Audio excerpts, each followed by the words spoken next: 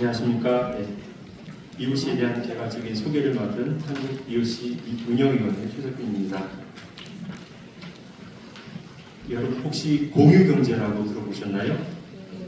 네, 들어보셨죠? 자동차나 숙박시설 그리고 각종 부동산 등을 서로 공동으로 쉽게 나누어 쓸 수 있게 하면서 수익을 창출하는 새로운 비즈니스 모델을 말하는 것이죠. 영어로는 쉐어링 이코노미라고 하죠. 그런데 이 공유경제라는 말은 사실은 가톨릭 영성운동 단체 포플라리 운동에서 1991년 이코노미 오브 커뮤니언이 시작된 이후에 사용된 용어였습니다. 한국 포플라리 운동은 이 개념을 공유경제라고 번역을 해서 20여 년간 사용해 왔습니다. 하지만 몇 년 전부터 각종 미디어를 통해서 쉐어링 이코노미의 한국어 번역어로 다른 의미의 공유경제라는 용어가 통용되기 시작했습니다. 그래서 혼동을 피하기 위해서 모두를 위한 경제, 이웃이라고 부르기로 했습니다. 현재 이 운동에서는 국제적으로도 영어 이코노미 오브 커뮤니언의 약어인 이웃을 주로 표기하고 있습니다. 우리말로 친교의 경제 혹은 나눔의 경제 등 다양하게 번역될 수 있는 이웃이는 그 핵심어인 커뮤니언의 의미를 한두 마디 말로 다 담아내기에는 한계가 있습니다. 가톨릭 교리에서는 삼위일체인 하느님의 세 위격, 즉 성부, 성자, 성령 사이에 영원한 친교와 나눔, 그리고 소통을 커뮤니언이라고 합니다. 또한 예수님의 몸인 성체를 받아 모시는 행위인 영성체를 커뮤니언이라고 합니다.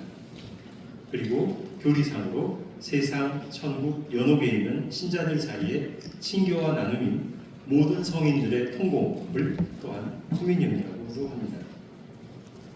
그래서 이렇게 국내 포플라리 운동 안에서만 알려져 있던 이웃시가 대외적으로 처음으로 소개된 계기는 2016년 5월 국회 도서관에서 열렸던 이웃시 세미나를 통해서 마련되었습니다. 당시 이웃시 대표적 연구자인 로마 룸사 대학교 경제학과 루이지노 브루니 교수가 직접 방한해서 이 세미나에서 발제하면서 이웃시 개념을 소개했습니다. 브루니 교수는 먼저 시대적인 큰 변화의 상황에서 이 상황을 이해하고 설명하는 데 필요한 단어들이 부족하다. 그리고 빈곤하다라고 말합니다. 그러면서 언어의 빈곤이라고 하는 표현을 쓰는데요. 경제 분야에서는 더욱더 그렇다고 강조합니다. 오늘날 세계화된 그 경제 시스템과 현실 사회주의가 지닌 시스템의 위기로 인해서 사회주의 자체가 무너졌죠. 그러면서 자본주의 경제가 마치 승리한 것처럼 그래서 이제는 모두에게 자연스러운 것이 되었고 그 깊은 구조에 대한 토론의 여지가 없게 되었으며 더 이상 자본주의에 대한 근본적이고 어려운 질문들도 하지 않게 되어버렸다고 브루니 교수는 말합니다. 그런데 불평등을 증가시키는 자본주의에서 친교와 나눔, 이 커뮤니언에 대한 요구는 실질적으로는 점점 더 시급하고 현재적인 것이 되었기 때문에 오히려 커뮤니언은 우리 시대의 크나큰 도전이 되었다고 하겠습니다. 그런데 커뮤니언은 단순히 재화를 나누는 데 그치지 않고 사람들 사이에 친밀한 관계, 친교와 나눔으로 넘어갈 때 아까 그 축사에서도 말씀하신 인간의 존엄성 면에서의 평등을 요구합니다. 우리의 경제 시스템은 이러한 친교와 나눔의 부족으로 고통받고 있습니다. 진정한 친교와 나눔이 결여된 상태에서 하는 단순한 재화의 공유는 이제 지금 거친 표현인데요.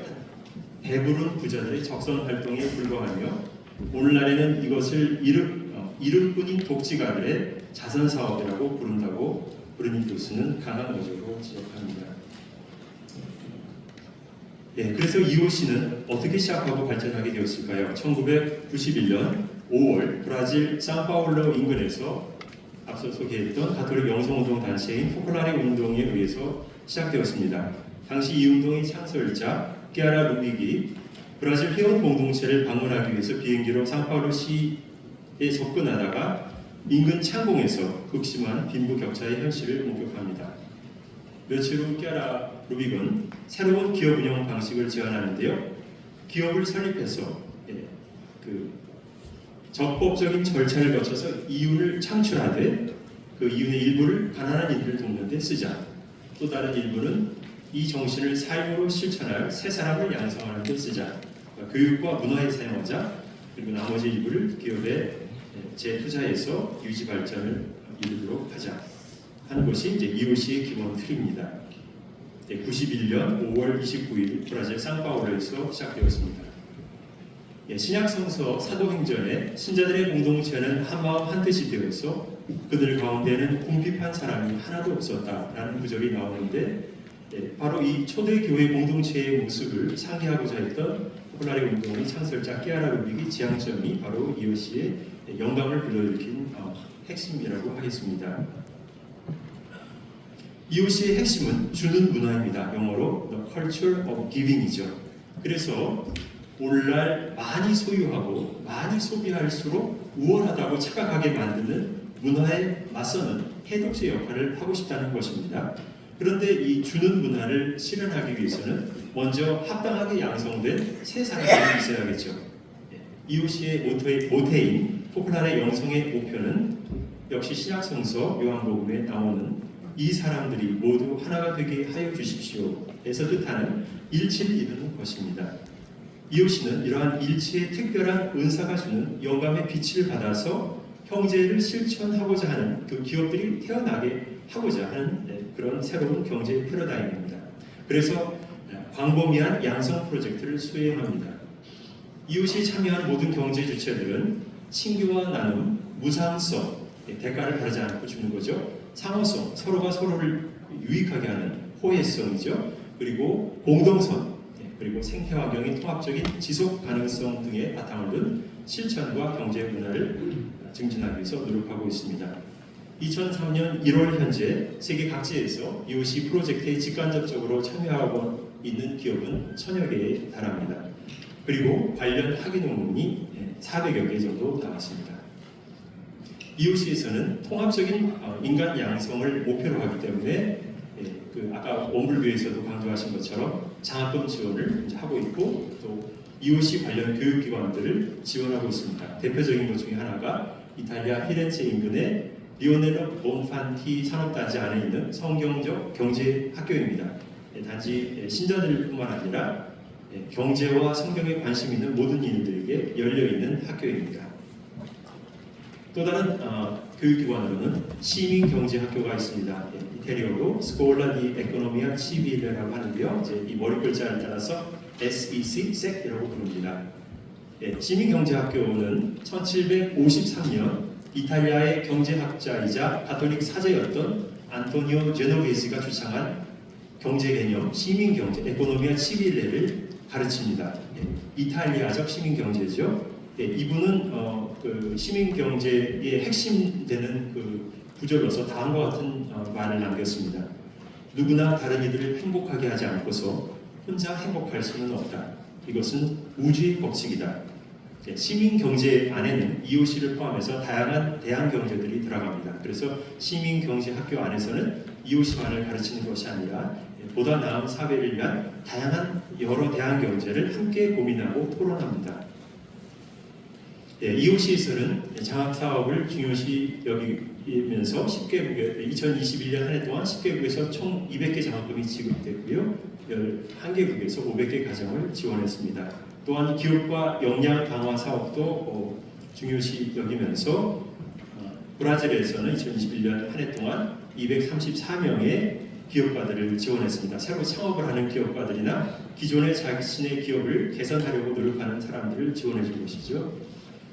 그러면 EOC에서 그 핵심적인 그 주인공 중에 하나인 가난한 이들의 의미에 대해서 살펴보도록 하겠습니다. EOC의 설립자 끼아라 루빅은 가난한 이들에 대해서 말하면서 가난한 이들은 모든 게 궁핍한 사람들이 아니라 단지 무언가를 필요로 하는 사람들이라 이렇게 말합니다. 즉 자녀들이 먹을 걸 마련할 수 있으리라는 확신이 필요한 사람들, 아이들이 계속 공부할 수 있으리라는 확신, 그 다음에 늘 치료를 미루기만 했던 그 병이 마침내 나을 수 있으리라는 확신이 필요한 사람들, 가장의 일자리를 찾을 수 있으리라는 확신이 필요한 사람들이라고 말합니다. 신약성서의 최후의 심판 때 예수님이 우리에게 너희는 내가 굶주렸을 때 먹을 것을 주었고 헐벗었을 때 입을 것을 주었다 라고 말씀하실 것이라고 예고를 합니다. 그러면 우리는 예수님께 저희가 언제 굶주린 주님께 먹을 걸 드렸고 헐벗은 주님께 입을 것을 드렸습니까? 라고 물을 것인데, 그때 예수님께서는 우리에게 여기 있는 사람들 가운데 가장 보잘것없는 사람 한 사람에게 해준 것이 바로 나에게 해준 것이다 라고 말씀하실 거라고 대답을 하시죠. 그래서 깨라 루빅은 강조합니다. 우리는 그분께서 그때 우리에게 무엇이라고 말씀하실지 이미 알고 있습니다. 그래서 가난한 사람들은 상당히 명확한 유형의 예수님입니다 라고 얘기를 합니다.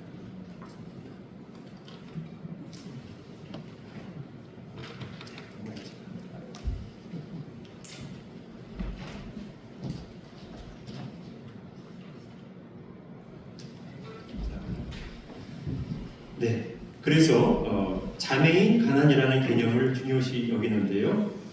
원래 이 말은 그 가난한 이들의 친구이자 가난의 영성을 시작하셨던 이탈리아 아시시의 성 프란치스코가 즐겨 사용하신 말씀입니다.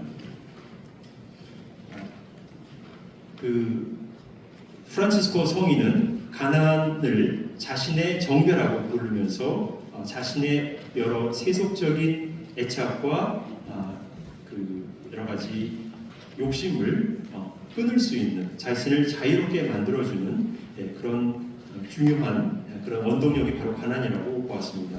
또한 단순히 물질적으로 가난한 것뿐만 아니라 모든 우주 만물과 하나가 되기 위해서 자신을 비우고 겸손하게 친교를 이룰 수 있는 그 바탕에 바로 이 가난이 있다고 보고, 마음의 가난이죠. 영적인 가난이 있다고 보고 이 가난을 자매라고 이렇게 부르기 시작했습니다. 그래서 이 자매인 가난, 프란치스코 성인이 말씀하셨던 이 개념이 이웃신앙에서도 중요하게 되었습니다. 이웃신은 일방적으로 주는 것이 아니라 상호성, 호혜성을 실현하려고 하고 그 역동성을 중요시합니다. 그래서 한 사람은 무조건 주고 한 사람은 무조건 받아야만 하는 것이 아니라 각자 자신이 지니고 있는 부유함이 있고 그 자신의 부유함을 주고 받을 수 있다. 그 호혜성을 강조합니다. 그래서 직접 가난을 몸으로 체험했던 한 경제학자에게 한 좌담회에서 묻습니다. 그 가난에 대해서 당신의 내면에서 어떤 비전을 숙성시키게 되었냐고 묻는데요. 이분은 그 중앙아프리카 공화국 출신의 경제학자 주누비에브 산디제라는 분입니다. 현재 교황청 평신도와 가정과 생명에 관한 부서 자문위원이기도 합니다. 이분 말씀은 우리가 서로의 동등한 존엄성을 인정함으로써 가난함과 부유함을 모두 서로 나눌 수 있게 되고 친교와 나눔에 이르게 될 것이라고 하는 것입니다. 보통 가난이라고 말하면 열등한 상태, 무능력한 상태, 떳떳하지 못한 느낌을 주죠. 하지만 이웃을 태어나게 한 일체의 카리스마에서는 실질적인 형제를 통해서 이러한 우리에게 불편함을 주는 열등감을 주는 불평등을 무효화하는 친교와 나눔의 삶이 솟아나게 한다고 말합니다. 그래서 만남과 상호성의 경제가 바로 이웃인데 각자가 누구나 부유함과 가난함을 모두 지니고 있다. 그래서 모두가 자신의 가난함과 부유함을 동시에 지니고 있기 때문에 각자가 줄 것이 있고 각자가 받을 수 있다라는 것입니다. 만약 누군가에게 금전적 도움을 주는 것만을 신경 쓸 뿐이라면, 그 사람 가난한 이들에게 돈만 주는 것을 생각한다면 그 사람의 가난을 더욱더 부각시키는 것으로만 끝날 수 있다고 말합니다. 그래서 그는 한 인격체로서 자신의 부유함을 잃게 되고 의존적인 상태로 만드는 악순환의 고리 속에 들어갈 위험이 커집니다. 그래서 그는 자신이 무능한 것이 틀림없다라고 여기면서 그 악순환의 고리에서 벗어나기 어렵게 될 것이라고 말합니다. 그런데 반면에 그 가난한 사람의 내적인 부유함을 알고자 노력할 때 동등한 존엄성의 관계를 이룰 가능성이 생기고 그의 삶 속에 들어가서 그의 인격체를 발견하고 상호 보완의 관계가 태어날 수 있다는 것입니다. 몇 해 전에 아프리카 케냐에서 이웃이 대회가 열렸습니다. 그 대회 주제로 아프리카에 어떤 도움을 줄 것인가 혹은 아프리카는 어떤 도움을 받아야 하는가가 주제가 아니었고 오히려 아프리카가 전 세계의 다른 대륙들과 나라들에게 해줄 수 있는 것은 무엇인가? 라는 것이 주제였습니다. 그래서 이것은 아프리카인들 스스로가 자신에 대한 신뢰심을 갖게 했고 열정을 불러일으키게 되었다고 합니다. 우리 주변에서 불평등의 상황을 만들 때마다 가난을 생성하는 것입니다. 마찬가지로 나눔과 친교를 향한 형제를 건설할 때마다 가난과의 싸움에서 이길 수 있는 그런 기여를 각자 개인으로서 하게 되는 것이라고 주는 예부는 말합니다. 그러면 이제 이웃이가 어떤 방식으로 구체화되고 있는지 살펴보도록 하겠습니다. 이웃이 브라질 전국 협회인 안페콤에서는 몇 해 전부터 2개의 프로젝트를 진행하고 있습니다. 그 중에 하나는 수페라 극복 프로그램이라고 하는데요. 사회적 경제적 취약성을 극복할 수 있도록 이렇게 가난한 이들을 동반해주면서 구체적으로 도움을 주고자 하는 프로그램입니다. 1년 내내 가난한 사람들의 사연을 수집을 합니다. 그리고 1년 2개월간 SNS와 미디어 잡지 등을 통해서 모금 캠페인을 벌여서 모은 기금을 전달합니다. 그런데 모니터링을 정확하게 하기 위해서 직접 방문하거나 대화를 통해서 현실을 정확하게 파악하고자 합니다. 그리고 이들이 사업을 하고자 할 때 거의 관련 지원도 합니다. 그런데 가난과 빈곤이라는 것은 단순히 물질이 모자라는 것뿐만 아니라 감성의 빈곤, 교육의 빈곤, 심리적 빈곤, 대인관계의 빈곤 등 다양한 차원이 있죠. 그래서 이런 다양한 층위의 빈곤들을 유기적으로 바라봐야 되고 주의 깊은 모니터링 방식이 필요하다는 것을 깨닫게 됩니다. 그리고 평등한 관계를 바탕으로 이들이 이 취약한 상황을 극복할 수 있도록 도와줘야 된다는 것을 깨닫게 되죠. 그래서 개인적인 동반은 물론이고 또 정기 온라인 양성 과정도 제안합니다. 그래서 2016년부터 2020년까지 이 수페라 프로젝트는 브라질에서 약 4,100여 명의 사람들의 삶에 긍정적인 변화를 가져올 수 있었습니다. 또 다른 프로젝트는 그러한 성장 과정을 겪은 이들이 기업가가 되어가는 과정을 돕는 양성 과정입니다. 이런 분들에게는 단순히 기업가로서의 양성 교육뿐만 아니라 자신의 불우한 성장 과정에서의 내면의 상처를 치유하고 인간적 성장을 할 수 있게 돕는 심리학적 기법들도 제공해야 하는 걸 보게 됩니다. 그래서 스스로 자존감을 되찾고 자신의 삶의 스토리를 다시 쓸 수 있게 돕고자 합니다. 이오시에서는 빈곤 관측소라는 것을 운영하고 있습니다. 약자로 이제 OPLA, 오블라라고 부르는데요. 이것은 그 네덜란드의 초창기 이오시 기업가였던 레오 안드링가라는 분의 삶을 기리기 위해서 붙여진 이름입니다. 그리고 그 본부는 아까 말한 이탈리아 피렌체 인근의 리오넬로 본판티 산업단지, 이오시 산업단지에 존재합니다. 그래서 이오시적인 빈곤 극복의 사례들을 수집하는데 이 오블라 빈곤 관측소의 그 목표가 있습니다. 그래서 이러한 이오시 기업 사례를 활발히 연구하는 분들 중에 한 분이 현재 이오시 국제위원회 위원장을 맡고 있는 프랑스 난트 대학의 경영학과 교수 아누 브레뱅입니다. 대표적인 업체 중에 하나가 파라과이의 청소업체 또도브릴로입니다. 빈곤 지역 여성 900여 명에게 일자리를 제공한 이 기업체에서 일한 한 여성이 이제 가족들의 의료비를 마련할 수 있게 되었습니다. 라고 말했습니다. 또 다른 이오시 기업인 벨기에의 전기 부품 업체 이지키트는 연말에 직원들에게 복지시설을 지원할 수 있도록 권하는 수표를 지급합니다. 강제는 아니고요. 자유롭게 하지만 되도록이면 복지시설을 지원하라고 권합니다. 한국의 이오시 기업인 성신당에서는 직원들이 사회복지시설 봉사에 자발적으로 참여할 수 있도록 권하고 있습니다. 역시 자유롭게 선택할 수 있게 하고 있습니다.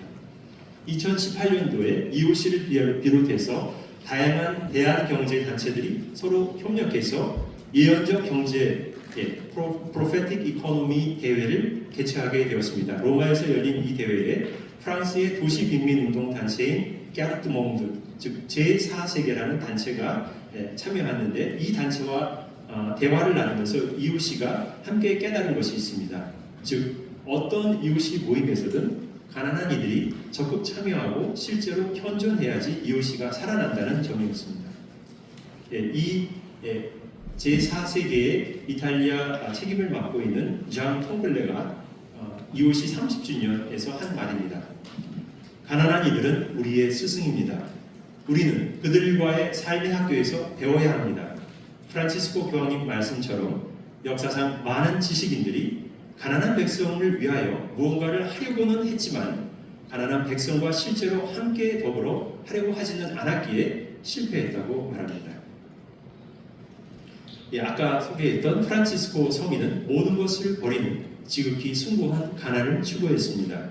이웃시의 창설자 깨아라 루빅은 모든 것을 서로 함께 나누는 지극히 숭고한 나눔과 친교를 추구합니다. 그래서 이웃시 30주년 행사 때 나왔던 한 구절이 상징적입니다. 가난한 이들 사이의 우정보다 더 참되고 큰 우정은 없다. 곧 단지 가난을 겪게 된 사람들과 자발적으로 가난을 선택한 사람들, 즉 이웃을 자신의 삶의 방식, 즉 라이프 스타일로 선택한 사람들 사이의 우정이다. 끝으로 2017년 2월 4일 프란치스코 교황님이 1200여 명의 이웃시 기업가 연구자 젊은이들과 만나는 자리가 마련됐습니다. 이 자리에서 프란치스코 교황은 이렇게 말씀하십니다. 친교와 나눔의 경제인 이웃시가 자신의 카리스마, 특별한 은사에 충실하고자 한다면 단지 희생자를 돌보는 데 그쳐서는 안 될 겁니다. 오히려 희생자가 점점 줄어드는 시스템, 더 이상 희생자가 없는 시스템을 만들어야 할 것입니다.